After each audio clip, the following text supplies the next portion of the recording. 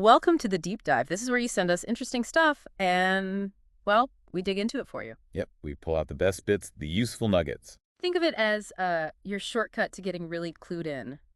Today, you sent us spectacular sex moves she'll never forget, ingenious positions, and techniques that will blow her mind. It's by Dr. Sonia Borg. Ah, yes, Dr. Borg. She also wrote Oral Sex She'll Never Forget. And this book, it's really quite comprehensive. It looks like it. How's it structured? Well, it's broken down into categories. Like he's on top, she's on top, rear entry, sitting and kneeling, even standing and side by side. Okay, pretty standard categories. But then there are dedicated sections too on oral sex, hand jobs, orgasms. It's pretty thorough. It's not just a list though. Right. And that's what's interesting. The detail for each move. She includes, what is it, preparations? Uh-huh. Preparations, lead-in ideas, foreplay suggestions, the main act itself, of course, related moves. And those why it works sections for both partners. Exactly. Why it works for her, why it works for him. Plus, little sex facts sprinkled in and bits called The Sexpert Says. Okay. So knowing you, our listener, like getting to the point, you appreciate those aha moments, but maybe want to skip the info overload. Right. We figured we'd pull out a few examples, see what practical, maybe surprising insights we can find. So our mission today, unlock some of this book's wisdom, maybe enhance your understanding of, sexual techniques and pleasure. Sound good? Let's do it. Okay, let's dive in.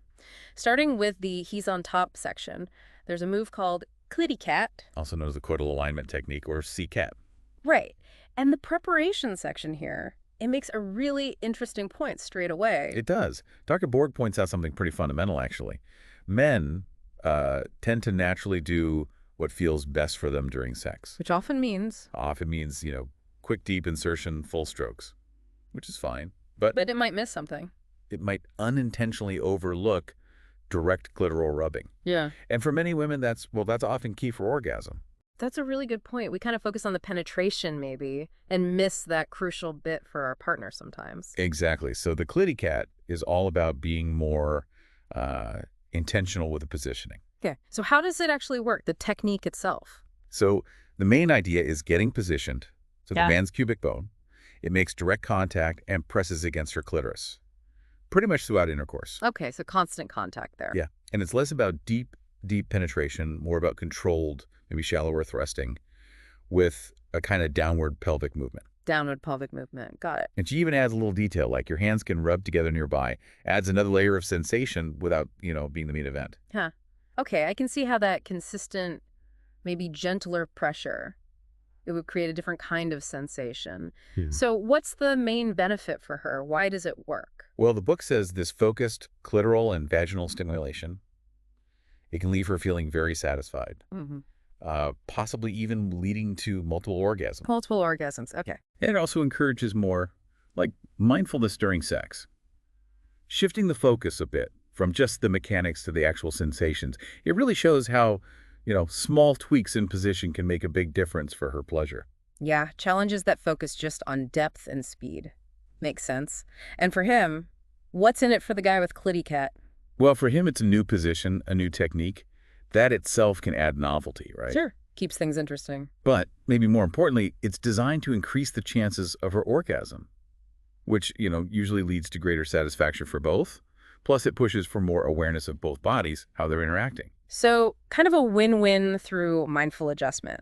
That focus on mutual satisfaction, it actually ties into a sex fact mentioned here from an MSNBC magazine survey. Oh, yeah. What's that? It suggests that for men reporting on their partners changing positions, receiving oral sex, and deep kissing were the best predictors of sexual satisfaction for the women.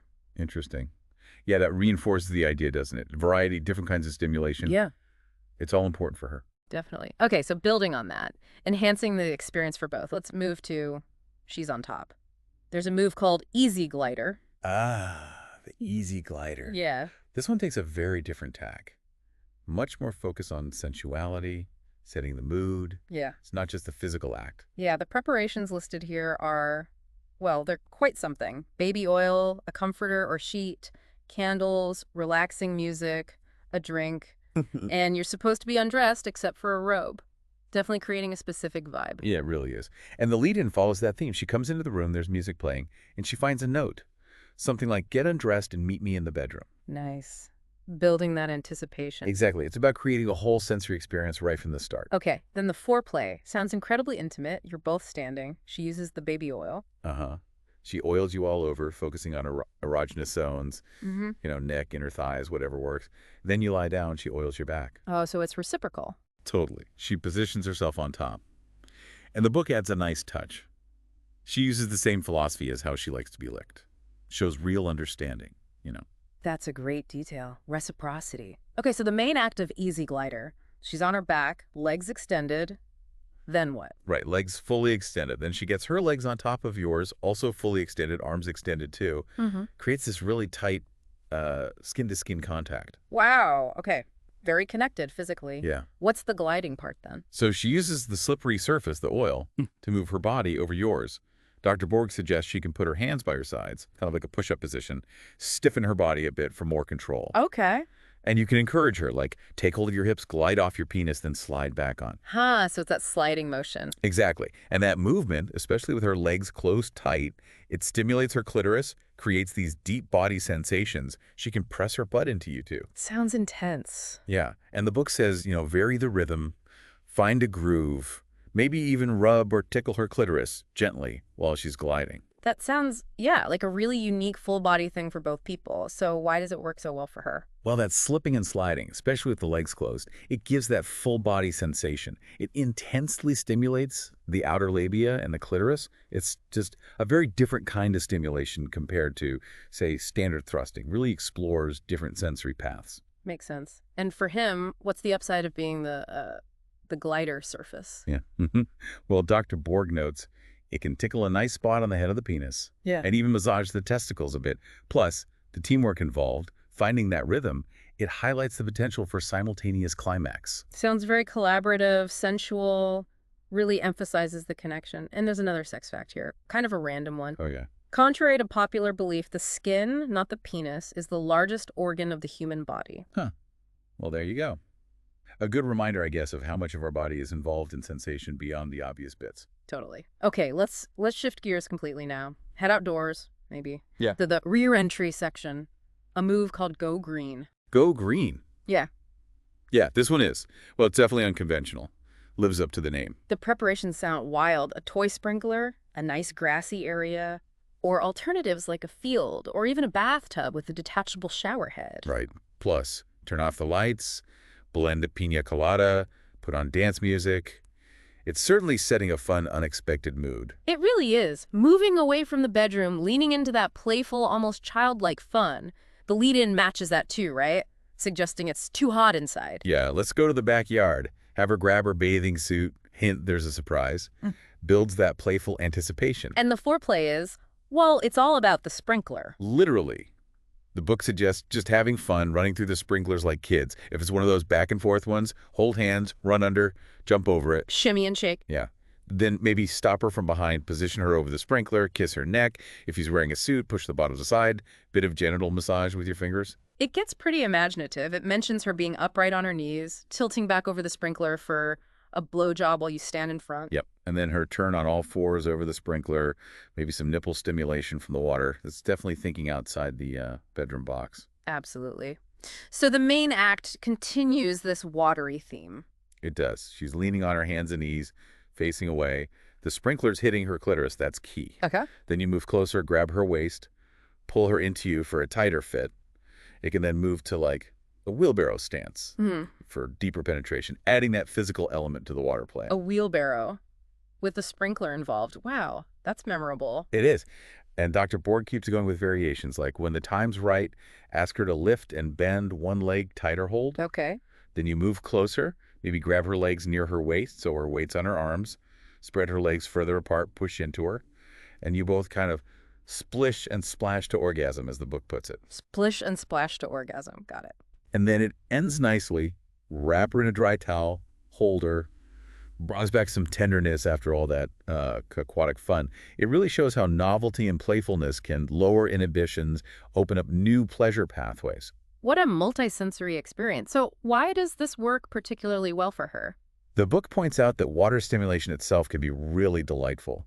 Apparently, it's a chosen masturbation style for some women. Interesting. So here, the whole exterior of the vulva gets this water massage, and that combo deep insertion plus the refreshing water is highlighted as a big plus. And for him, this watery adventure. Well, Dr. Borg suggests her hands might be free to explore, which can be thrilling. And that feeling of the cool spray on your own genitals, perineum, even your ass, it's unique. Yeah, probably not something you experience every day. Right. Plus, the standing positions, the physical effort that can intensify his orgasm too. This really drives home the fun, the unexpected in sex.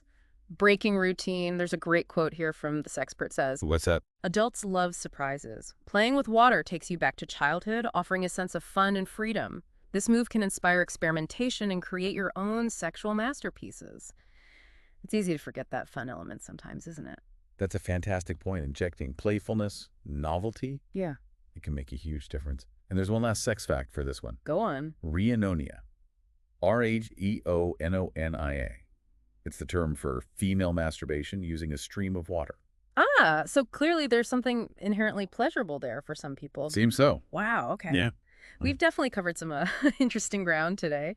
We dove into spectacular sex moves she'll never forget, looked at the clitty cat for that focused stimulation. Right in the he's on top section. Then the very sensual, immersive easy glider from She's on Top, Oh. and finished with the adventurous, playful Go Green in rear entry. And remember, Dr. Borg covers way more standing, sitting positions, oral techniques. Yeah, these examples really just scratch the surface, but show the book's detailed, kind of step-by-step approach, guiding you through different encounters. There's a lot more in there, different positions, techniques, plus that anatomical info to help understanding. Exactly. So hopefully this deep dive has given you, our listeners, some valuable nuggets, those aha moments we talk about, without, being totally overwhelming. And maybe it leaves us with a final thought to chew on, thinking about how bringing in playful experimentation, or Yeah. focusing on sensuality and mood, or even just making small technical adjustments, how that can really shift things in your intimate life. Yeah. What other unexpected ways to find pleasure might be out there if we just step outside our usual routines? Explore a bit more with curiosity and intention. Definitely something to think about.